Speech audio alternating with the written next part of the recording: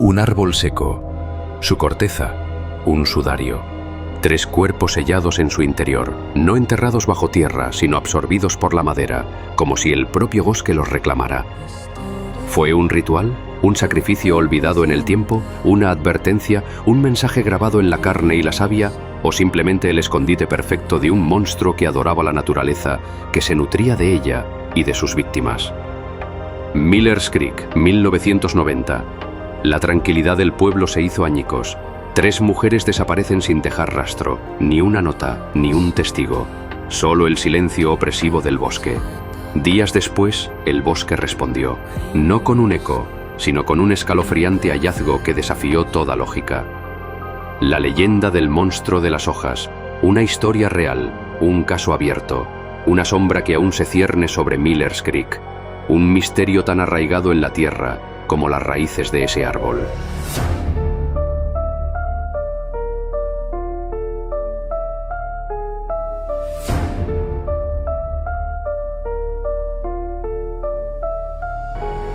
Nunca vi nada igual en mis 20 años en el cuerpo.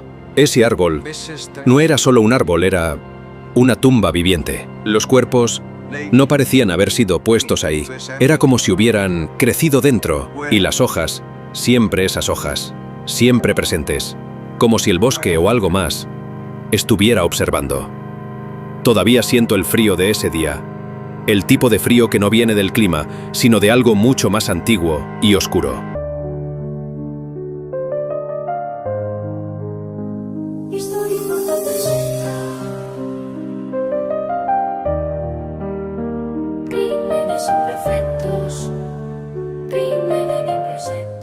El otoño de 1990 transformaba al pequeño pueblo de Miller's Creek, Virginia Occidental, en una postal dorada. Las hojas secas cubrían las veredas y el viento arrastraba secretos que nadie sabía que existían. Aún. En este pueblo de apenas 4.000 almas, donde todos sabían el nombre de tu perro, una llamada anónima al 911 rompería esa calma para siempre. La policía fue enviada al bosque Keller, en la parte norte del condado, tras el reporte de un olor extraño. Lo que encontraron, sin embargo, fue lo imposible. Entre los árboles secos y sin hojas, uno en particular destacaba, no por su tamaño, sino por su presencia. Algo simplemente no estaba bien con él. Estaba hueco. Su base astillada por dentro, y en el aire, un hedor putrefacto. Eddie Wallace, un niño de 11 años, recordaría décadas más tarde ese momento. Metí la linterna porque pensé que había un animal muerto. Pero lo que vi fue un zapato. Un zapato de mujer. Y dedos. Las autoridades tardaron menos de 1 hora en acordonar la zona. El árbol no ocultaba solo un cuerpo, sino 3. 3 mujeres, envueltas en telas, apretadas con ramas secas, cubiertas con hojas cuidadosamente dispuestas, como si fueran parte de algún ritual antiguo. La prensa no tardó en bautizarlo como el árbol del terror. Pero los habitantes lo llamaron algo más escalofriante: el monstruo de las hojas. Los cuerpos estaban tan degradados que se necesitaron 3 semanas de análisis forense para identificarlos. Se trataba de Eleanor Beacom, 41 años, Linda Ramos, 38 años, Amelia Ramos, 16 años. Amelia era sobrina de Linda. Las 3 mujeres eran de Charlottesville, a casi 110 kilómetros al este. Y lo más inquietante, las 3 eran activas en el mismo grupo religioso y habían desaparecido en septiembre del mismo año, con solo días de diferencia. El aire en Miller's Creek, Virginia Occidental, se ha vuelto pesado con el miedo. 3 cuerpos inertes encontrados grotescamente entrelazados en las ramas de un árbol han puesto de rodillas a la pequeña comunidad. Los residentes, con la voz temblorosa, ahora solo se refieren a su pesadilla como el asesino de las hojas. Dicen que sus víctimas son tan silenciosas como el otoño y que sus secretos se esconden entre el crujir de las hojas secas. Nadie vio nada, nadie escuchó nada, pero alguien llevó 3 cuerpos al corazón del bosque y los escondió como si fueran parte de él. Al revisar las casas de las víctimas, un elemento llamó la atención. Una carta escrita a mano en la casa de Eleanor. Decía: Volveremos cuando Dios lo diga. No llamen a la policía. Él nos mostrará el camino. Esta nota, combinada con su relación a círculos religiosos poco convencionales, llevó a los agentes a dos sospechosos iniciales. Daniel Foster, un carpintero que vivía a menos de 3 kilómetros del bosque. Exconvicto. Experto en madera. Sin coartada firme. Reverendo Thomas Clay, líder del grupo espiritual que frecuentaban las víctimas. Su historial estaba manchado por denuncias de manipulación psicológica y comportamientos sectarios. Después de lo que pasó, nadie quiso volver a la iglesia. Nadie sabía en quién confiar. La cabaña donde el reverendo hacía los retiros espirituales fue allanada. No se encontró evidencia directa, pero los textos encontrados hablaban de purificación a través de la tierra y las hojas. Mientras tanto, Daniel Foster desapareció por varios días tras el hallazgo del árbol. Cuando fue encontrado, alegó haber estado acampando fuera del estado. Sin embargo, su vehículo había sido visto por al menos 3 vecinos la misma noche en que, según él, estaba en Ohio. Los investigadores estaban perdidos entre ramas, literalmente. No había huellas, no había ADN. Pero entonces, un nuevo elemento cambió el rumbo del caso. Una cabaña olvidada cerca del árbol. En su interior, costales llenos de hojas secas apiladas cuidadosamente, como si alguien las hubiera recolectado y almacenado por semanas. Las pruebas forenses no dejaron dudas. Las hojas en los costales eran del mismo árbol donde se hallaron los cuerpos.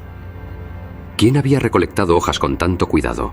¿Por qué usarlas como sello de muerte?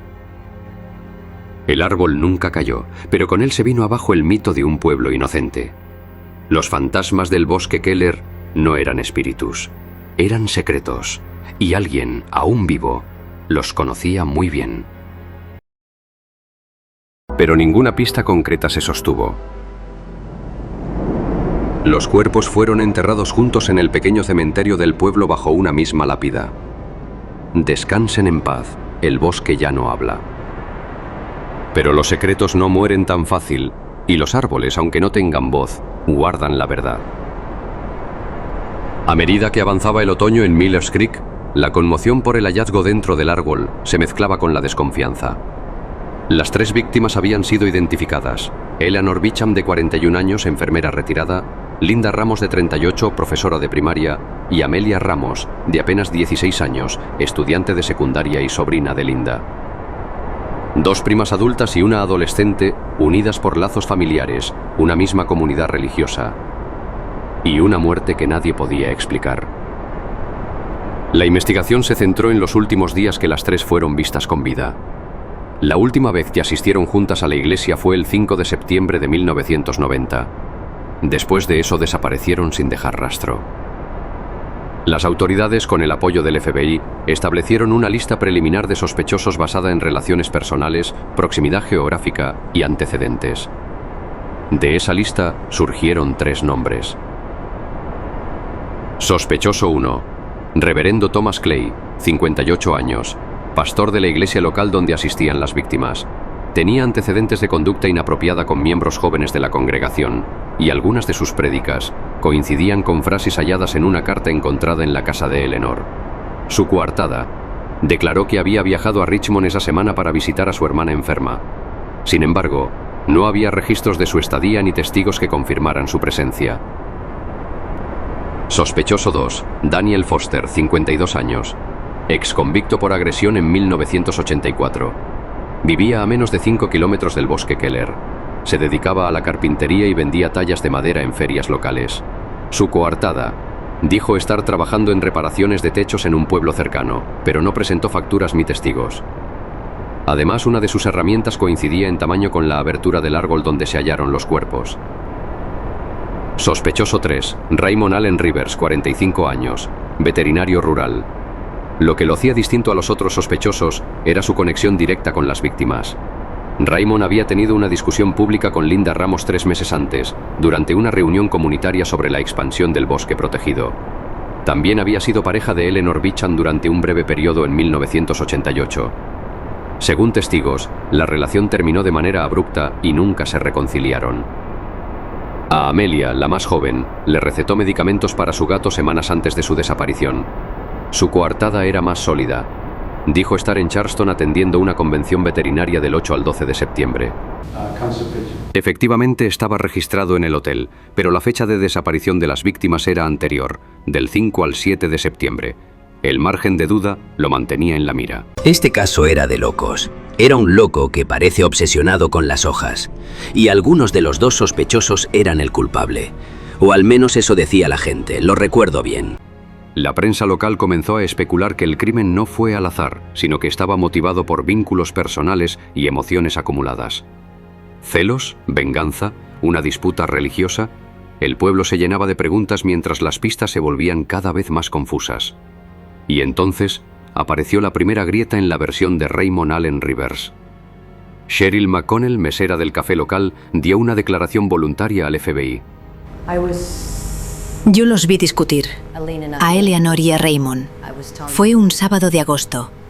Ella le gritaba que dejara de presentarse en la iglesia. Él se quedó en silencio. Pero cuando ella se fue, le oí decir algo como, «Ya verás que te vas a arrepentir». Pensé que era una rabieta, pero ahora no sé. Con esta nueva información, el foco se centró en Raymond. Los agentes solicitaron una orden para inspeccionar su propiedad, una finca antigua alejada del centro del pueblo que había heredado de sus padres. Durante la revisión, encontraron algo inquietante. A unos metros de la casa principal había una cabaña abandonada que no figuraba en los planos oficiales. Dentro, polvo, telarañas y más de 20 costales de arpillera repletos de hojas secas. A simple vista no parecía extraño. En otoño, los costales con hojas son comunes, pero al revisar las imágenes del árbol donde fueron encontrados los cuerpos, un detalle sorprendió a los forenses. Las hojas dentro del tronco eran del mismo tipo y color que las de los costales, y además presentaban la misma descomposición parcial. No es solo que fueran del mismo árbol. Las hojas tenían el mismo nivel de humedad, de descomposición. Todo indicaba que fueron recogidas el mismo día. Esto no fue al azar. Alguien las almacenó para cubrir algo. Era una señal clara. Las hojas no estaban allí por accidente. Se habían usado para taponar el agujero del árbol, ocultar olores y retrasar la descomposición visible. Y esas hojas, todas, estaban en la cabaña de Raymond Rivers. Cuando fue interrogado, Raymond no negó que esa cabaña le perteneciera, pero dijo no haberla usado en años. Sin embargo, la cerradura estaba recientemente cambiada y había huellas de calzado en la entrada. El cerco se cerraba, pero aún faltaban pruebas concretas. ¿Fue Raymond o alguien más usó su propiedad? ¿Qué motivo uniría a las tres víctimas, todas cercanas pero con vidas distintas? La verdad parecía enterrada entre ramas secas y costales olvidados. Por años, todas las pistas apuntaban a un solo nombre: Raymond Allen Rivers. Veterinario, vecino de las víctimas, con vínculos emocionales y un historial de enfrentamientos con dos de ellas. Y ahora, una prueba aparentemente definitiva: rastros de pelo de perro en las hojas con las que fueron cubiertos los cuerpos dentro del árbol. Raymond tenía un pastor alemán llamado Brutus, que vivía en su finca desde 1989. Las hojas que cubrían los cuerpos contenían fibras claras de origen animal, lo que despertó aún más sospechas. Pero había un problema. En 1990, la ciencia forense aún no había desarrollado una técnica confiable de comparación genética entre muestras caninas. Sin ADN no había pruebas concluyentes. El caso quedó estancado, pero no olvidado. Durante 6 largos años el expediente permaneció archivado, aunque se mantenía activo como caso no resuelto. Mientras tanto, Raymond Rivers continuaba con su vida normalmente, atendiendo animales, caminando por el pueblo, participando en ferias agrícolas. La comunidad estaba dividida. Algunos creían en su inocencia, otros en su silenciosa culpabilidad. Fue hasta 1996 que el caso recobró vida. Gracias a avances forenses en España y Estados Unidos, ahora era posible realizar análisis de ADN canino. La doctora Melinda Kravitz, especialista en bioquímica forense, decidió actuar. Nos contactamos con un laboratorio que ya había trabajado con restos animales en escenas de crimen. Teníamos las muestras preservadas desde 1990 y también habíamos logrado obtener voluntariamente una muestra del perro de Rivers. Era una oportunidad única de cerrar el caso. Las muestras fueron enviadas al laboratorio de la Universidad de Colorado, donde se analizaban restos biológicos animales con fines judiciales. El pueblo esperaba una sentencia anticipada. La prueba fue concluyente. pero no como esperaban. El ADN era negativo. El pelo no pertenecía a Brutus, el perro de Raymond Rivers. El hallazgo dejó perplejos a los investigadores. Toda la evidencia circunstancial, todos los indicios, se desmoronaron en segundos. El caso volvió a quedar sin sospechoso claro. Pasaron 3 años más, hasta que, en el verano de 1999, una denuncia inesperada abrió una nueva línea de investigación. Una mujer identificada como Claire Hensley, de 29 años, acudió a la policía para denunciar un intento de agresión. Contó que un hombre, que venía cada verano al pueblo desde hacía al menos una década, la había invitado a una cabaña con el pretexto de enseñarle a tocar la guitarra. Al principio me pareció amable, como un tipo bohemio. Me dijo que se llamaba Kenny y que tocaba música. Cuando entramos a la cabaña, cerró la puerta. Me sentí incómoda. Me dijo cosas raras. Intentó acercarse. Me fui corriendo. Un perro me siguió y casi me muerde. Los oficiales le preguntaron a Claire si recordaba dónde quedaba esa cabaña. Su respuesta dejó a todos en silencio. Era la misma cabaña de Raymond Rivers. Pero Rivers no había estado allí en meses. La descripción del hombre encajaba con un sujeto que varios habitantes del pueblo conocían vagamente como Kenny o el Rasta del verano. Nadie sabía mucho de él, excepto que llegaba en junio y se iba a finales de agosto. Vivía aislado, tocaba la guitarra en el parque, tenía un perro y dormía en una caravana vieja estacionada en la ladera.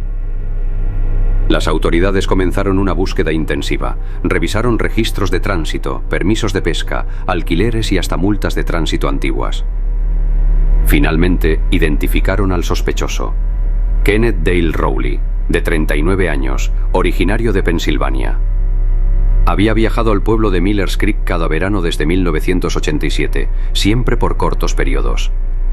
Al encontrarlo en un parque de caravanas en Tennessee, le hicieron una visita de rutina. Tenía un perro y se ofreció a colaborar. La muestra del ADN del perro fue enviada al laboratorio. Pasaron semanas, hasta que la llamada llegó. La coincidencia fue del 100%. El pelo encontrado en el árbol pertenecía al perro de Kenneth Rowley. Se solicitó una orden de detención inmediata. Durante el interrogatorio, Kenneth negó cualquier vínculo con el caso. Pero al ser confrontado con la evidencia forense, su actitud cambió por completo. Pasó de evasivo a arrogante. Se reía. Nos preguntó si queríamos la historia completa. Dijo que si queríamos un testimonio, teníamos que presentarnos como prensa, no como policías. La investigación reveló más de lo que muchos esperaban. Kenneth había estado vinculado a 2 de las víctimas por encuentros casuales en el parque y eventos comunitarios. Incluso, uno de los costales con hojas tenía marcas de una tienda donde él había trabajado. Cuando se le preguntó por qué lo hizo, nunca dio una respuesta clara. Mencionó ideas sobre la pureza de la naturaleza y castigos divinos. Su perfil psicológico era inestable, egocéntrico y narcisista. Finalmente, Kenneth fue detenido y trasladado en prisión preventiva a Carolina del Norte mientras se preparaba el juicio.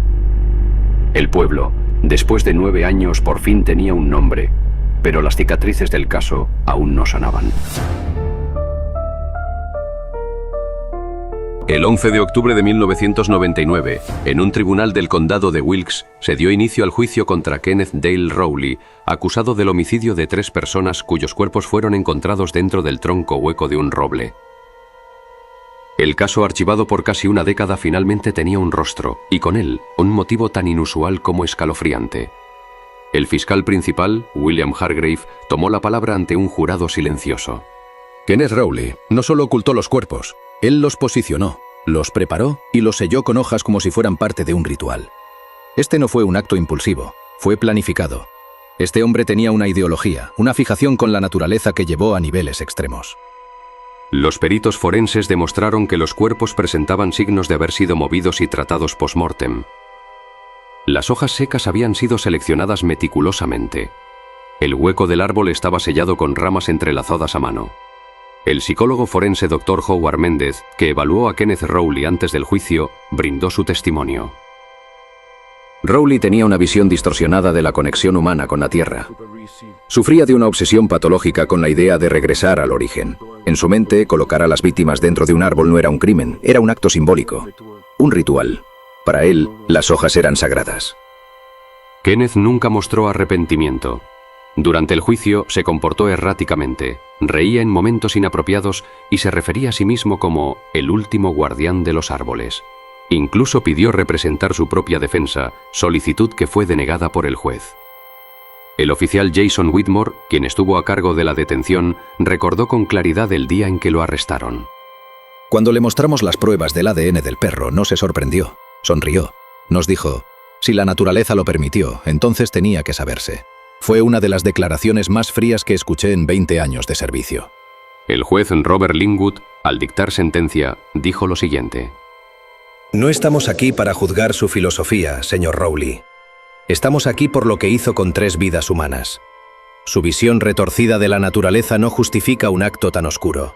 Este tribunal lo condena a cadena perpetua sin posibilidad de libertad condicional.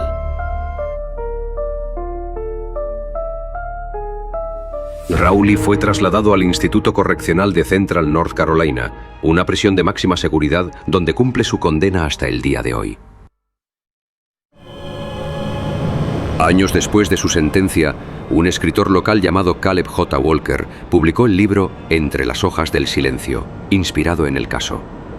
El título se convirtió en un éxito regional y fue adaptado a una obra de teatro experimental.